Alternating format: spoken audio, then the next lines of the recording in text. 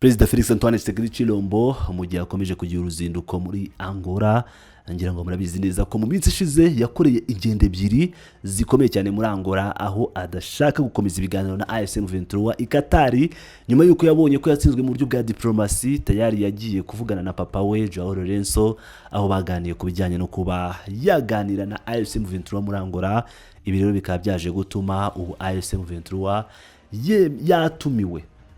yatumiwe kujya kwa Lourenço. Ni ukuvuga ngo Lourenço yatumiye M23 ayitumira kuba bajya kuganira na TSHISEKDI. Rero ku busabe bwe M23 yatumiye kwa Lourenço. Bimeze bite rero? Reka twumve uko ibintu byifashe kugeza aka kanya. Perezida Lourenço wa Angola yatumiye Rwanda umutwe wa AFC M23 nyuma yo kubisabwa na Perezida Felix Antoine Tshisekedi Chilombo.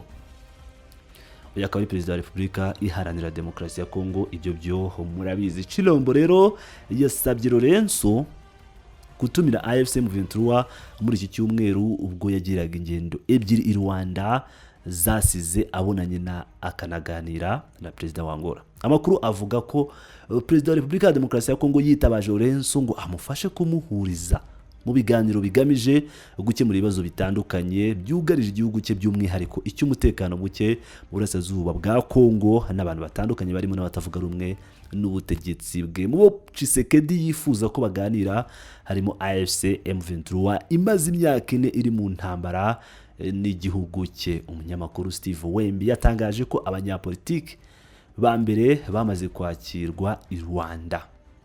Kuri ubu ntibizwi niba AFC M23 izemera kwitaba ubutumire bwa Perezida Lourenço, umwe mu bayobozi bakuru b'uyu mutwe. Icyakora aheruka gushimangira ko batazitabira na rimwe ibiganiro bishya bya Rwanda Perezida wa Repubulika ya Demokarasi ya Kongo ari kugerageza gutangiza, kuko hari ibindi byaduha kuva muri Werurwe 2025 basanzwe bagirana na leta ya Kinshasa. Ubu uyu muntu yabwiye umunyamakuru Steve Wemba ati dufitanye ugushyingirana na Tshisekedi na Kinshasa kwizihirijwe. Uvuga ngo dufite ugushyingirana na Kinshasa kwizihirijwe Doha. Hari abahamya benshi barimo Leta Zunze Ubumwe za Amerika. Umushinga Tshisekedi yifuza gushyiraho muri Angola ntabwo utureba.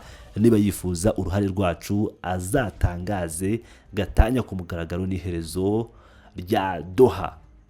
Ngira ngo murabyumva rero ibijyanye na Doha, aho AFC M23 tayari yamaze gutumirwa i Rwanda muri Angola. Ariko nk'uko bigaragara M23 ishobora kutemera ubu butumire, ariko dutegereje ngo turebe ese AFC M23 izemera kwerekeza i Rwanda muri Angola. Ibi ngibi nibyo dutegereje kugira ngo tumenye niba koko izabyemera cyangwa izabihakana. Ni mu gihe Tshisekedi akomeje gushyira imbaraga zose mu kureba uburyo ibiganiro bya Rwanda byateshwa agaciro, mu gihe ubwe nk'uko byatangajwe na Perezida Paul Kagame ari we wabyisabiye, abisaba Angola nako abisaba Katari, aho yayisabiye ko yaganira na AFC M23 ndetse n'ibiri kubera i Washington DC hagati ya Repubulika ya Demokarasi ya Kongo n'u Rwanda byose byasabwe na Chilombo. Dutegereje kumenya tuti ese AFC M23 iremera kohereza delegation yayo i Rwanda muri Angola.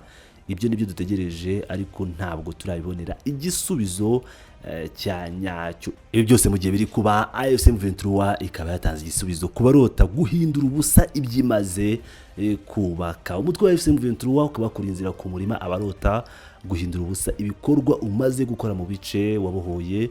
Usaba abatekereza ko bazabigeraho kuva mu nzozi barimo. Uyu mutwe watanze ubutumwa ku wa gatatu tariki ya 9 Mutarama biciye muri perezida wawo akanaba umuhuzabikorwa wungirije w'ihuriro Alliance Fleuve Congo Bertrand Bisimwa, aho yanditse ku rubuga rwe rwa X ati abifuza kugaruka kugira ngo bahindure ubusa ibikorwa bya AFC M23 bagomba gukanguka bakava mu nzozi zabo. Igice cyamaze kubohorwa kiri mu maboko burundu. Bisimwa yakomeje ashimangira ko umutekano n'ituze byongeye kuboneka bizarindwa kandi bikitabwaho hakoreshejwe imbaraga nk'izakoreshejwe mu kubibohora. AFC M23 yatangaje nyuma y'iminsi mike impuguke z'umuryango w'abibumbye zishinje kuba iri gushyiraho ubuyobozi mu duce yigaruriye bubangikanye n'ubwa leta ya Repubulika ya Demokarasi ya Kongo. Ni nyuma yo gushyiraho inzego zirimo iz'ubuyobozi, igisirikare, polisi n'ubutabera n'imari. Leta ya Repubulika ya Demokarasi ya Kongo imaze igihe isaba ko izo nzego zavaho uduce M23 igenzura tugasubira amaboko y'ubuyobozi bwayo, ibyo uriya mutwe urwanya ubutegetsi bwayo udakozwa. Ngira ngo rero nk'uko mu byiyumvira biciye muri raporo ya Loni, raporo yakomeje kugaruka kuri AFC M23 iri kubaka inzego zitandukanye ndetse bisa naho iri kubaka igihugu. Ni ibintu byakomeje kugenda bigarukwaho cyane rwose muri raporo, babisubiyemo inshuro nyinshi cyane, bigaragaza ko badashaka ko ubwiyobozi bwa AFC M23 bubaho, ariko AFC M23 isa nkaho iri kugaragaza mu buryo budasubirwaho ko itazigera isubira inyuma, by'umwihariko mu bijyanye n'ibyo imaze gukora, mu byo yubatse byose. Ni ibintu rero bikomeye cyane, aho imbaraga zashyizweho mu buhuza nazo zikomeje gukora akazi kazo. Tugiye muri iyi raporo ku bijyanye ku byo bavuze ku masezerano ya Doha, ngo hakurikijwe amahame ya Doha, ni mu ngingo ya 10 ya raporo ya Loni, bavuze bati hakurikijwe amahame ya Doha, guverinoma ya Repubulika ya Demokarasi ya Kongo na AFC M23 bongeye kwemeza ubushake bwabo bwo kugumana agahenge gahoraho no gushyiraho uburyo buhuriweho bwo gusobanura no gushyira mu bikorwa uko kazashyirwaho mu buryo bugaragara. Bemeye kandi kungurana guhana imfungwa, gusubiza ubutegetsi bwa leta mu bice byarimo bigenzurwa na AFC M23, gutahuka ko abaturage bimuwe no gusinya amasezerano y'amahoro yemewe bitarenze kuwa 19 Nyakanga 2025, igihe raporo yategurwaga ayo masezerano y'amahoro rusange yari atarasinywa. Ibiganiro byatinze kubera ingorane zo kumvikana ku bisabwa na AFC M23, cyane cyane ibijyanye no kurekura imfungwa. Nubwo bimeze bityo, impande zombi zakomeje kuganira cyane i Doha, maze kuwa 18 Nzeri zisinya amasezerano yemewe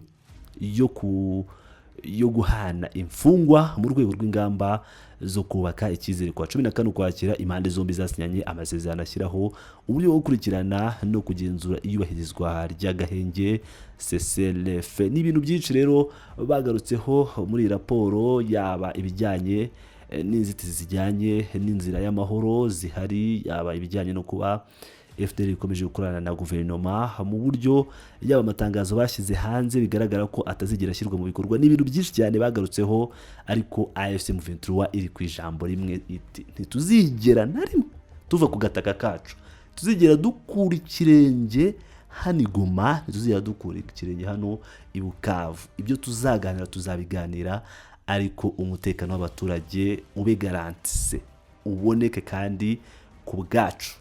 Ni ibintu rero birebire ndetse n'ibindi bitandukanye byagarutswe muri raporo, ariko iyi raporo u Rwanda rwayamaganye mu buryo bukomeye cyane, kubera uburyo ishyigikira cyangwa igenda iruma ihuhaho iri kuvuga kuri FDL, igasa nkaho itoresha mu buryo budasanzwe. U Rwanda rwakomeje kugenda rusa nkaho ruyamagana. Ese AFC M23 irajya i Rwanda? Reka dutegereze.